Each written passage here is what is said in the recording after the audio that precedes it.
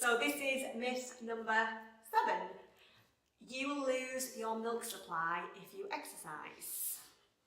No, there is absolutely zero scientific evidence to suggest that exercise will have a negative effect on your milk supply. What actually happens is, if you do exercise and you see that your milk supply is affected negatively, you've got to think that there's something else contributing that's causing that reduction in the supply, not the exercise. That's just the tip of the iceberg. And usually you find that it's dehydration. So not drinking enough. You've got to drink. And most people, we find, aren't drinking enough fluids anyway on a daily basis, let alone when they're breastfeeding. And what they don't realise that they're dehydrated because they don't feel dehydrated. And what a lot of them say to me when they do start to drink enough is they go, I'm thirsty all the time, it's making me thirstier. And it's not that the water's making you thirstier, it is that you're now starting to recognise those signs of thirst when you do need to drink.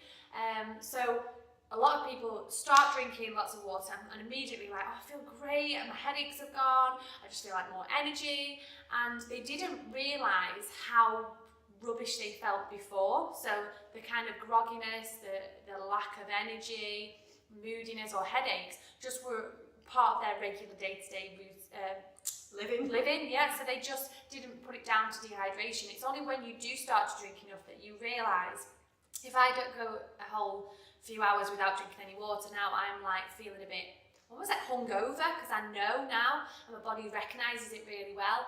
So the first step in terms of making sure you don't lose your milk supply is, when you exercise, is the exercise is not causing that, it is the dehydration. So make sure that you drink lots and lots of water before, during and after. It can also have a knock-on effect with constipation, and so it's really important that if you are breastfeeding that you're drinking plenty of water, especially if you're going to be starting an exercise program.